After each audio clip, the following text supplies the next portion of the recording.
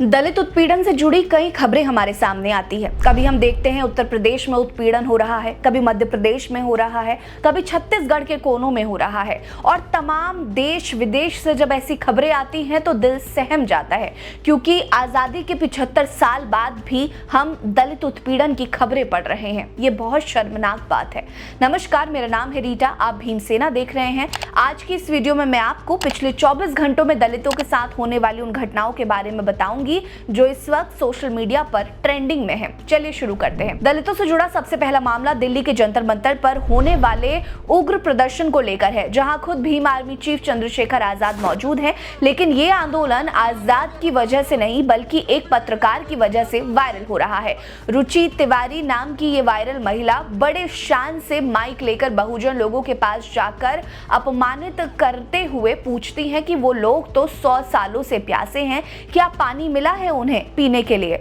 बस फिर क्या था, सबने मिलकर इन मनुवादी मोहतरमा को अच्छा खासा सबक सिखा दिया। हैरानी की बात तो यह है कि अब रुचि तिवारी इसे जातिगत मुद्दा बनाकर चीख चीख कर कह रही हैं कि ब्राह्मण होने के कारण उनके साथ ऐसा व्यवहार किया गया। इतना ही नहीं, जब बहुजन छात्रों ने रुचि तिवारी के सवालों का जवाब देने से इनकार कर दिया तो मनुवादी मानसिकता को बढ़ावा देने के लिए बाबा साहेब के महार सत्याग्रह का अपमान किया, जानबूझकर ऐसी बातें की जिससे लोगों का गुस्सा भड़क जाए। एक छात्रा का गला पकड़कर नीचे गिरा दिया और अब खुद को पीड़िता बताकर ब्राह्मण कार्ड खेल रही हैं। बहुजन समाज के लोगों ने इस लड़की के खिलाफ सख्त कार्रवाई करने की मांग की है, जो जानबूझकर सौहार्द बिगाड़ने की कोशिश कर रही है। लेकिन ऐसा लगता है कि जैसे उनकी चाल उन पर ही भारी पड़ गई है। आपको क्या लगता है? कमेंट जरूर करिएगा। दलितों से जुड़ा अगला मामला एक ऐसी खबर है जिसे जानने के बाद हर जातिवादी ये सोचने पर मजबूर हो जाएगा कि क्या वाकई में जाति के नाम पर आंदोलन करने वाले और त्याग का नाटक करने वालों पर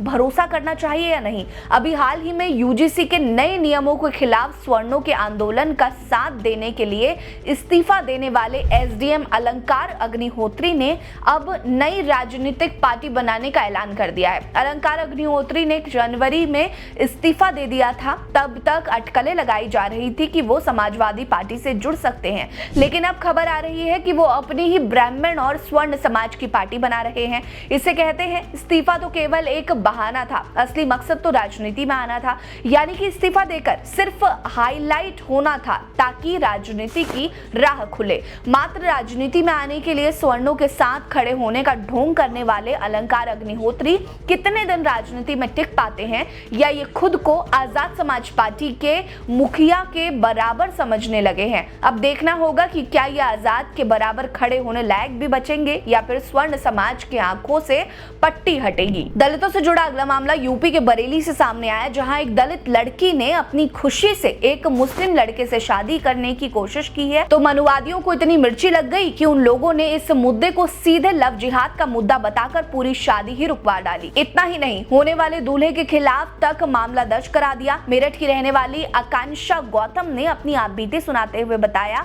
कि वो बालिक हैं, अपनी खुशी से शाहबाज राणा से शादी करने जा रही थी। शादी और सगाई के लिए सारी तैयारियां हो चुकी थी, घर में खुशी का माहौल था। माता पिता ने शादी का सारा सामान ले लिया था, लेकिन कुछ लोगों को यहाँ भी जातिगत मुद्दा बनाकर हमारी खुशी बिगाड़नी थी।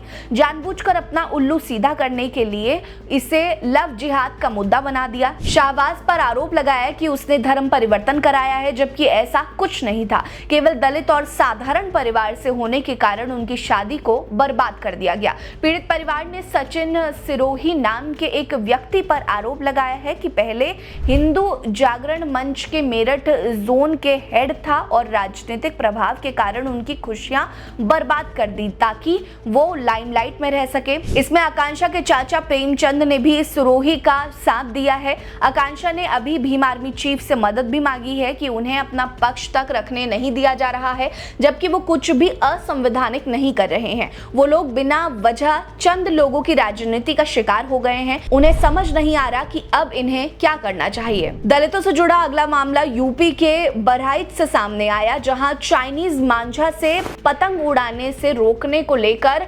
नाराज हुए जातिवादी दबंगों ने न केवल एक दलित के घर में घुसकर उससे मारपीट की, बल्कि उसे जाति सूचक बातें भी कही। ये घटना बहराइच के दरगाह थाना क्षेत्र के बख्शीपुरा का है। पीड़ित दलित युवक सहजराम ने पुलिस को तहरीर दी है कि उसके घर के बाहर कुछ लोग पतंग उड़ा रहे थे। सहजराम ने उनसे कहा कि वो चाइनीज मांझे से पतंग ना उड़ाएं क्योंकि उससे बिजली के तार कट जाते हैं जिससे बिजली चली जाती है। इतना सुनने के बाद उन लोगों ने पीड़ित को गालियां देना शुरू कर दिया। जब पीड़ित ने इसका विरोध किया तो उसे लाठी डंडों से पीटने लगे। वो किसी तरह से जान बचाकर घर में भागा तो आरोपियों ने उसके घर में घुसकर मारपीट की और घर में तोड़फोड़ मचाई। हंगामे को देखकर पुलिस को जानकारी दी गई, लेकिन पुलिस के आते ही आरोपी फरार हो गए। पुलिस ने 3 महिलाओं समेत 6 अज्ञात लोगों के खिलाफ मामला दर्ज कर जांच शुरू कर दी है।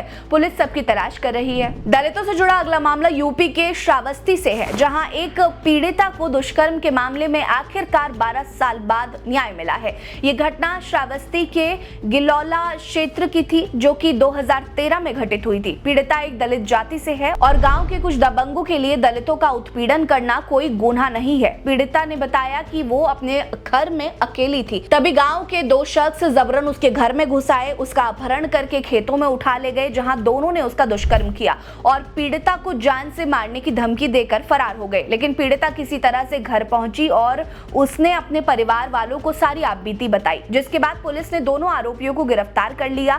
मगर इन 12 सालों में मुकदमे की सुनवाई के दौरान ही एक आरोपी की मौत हो गई। वहीं इतने साल कोर्ट के चक्कर लगाने के बाद पीड़िता को सही न्याय मिला और अतिरिक्त जिला सत्र न्यायाधीश अवनीश कुमार गौतम ने छुटकऊ को 20 साल की सजा और 35,000 रुपए का जुर्माना भी सुनाया है।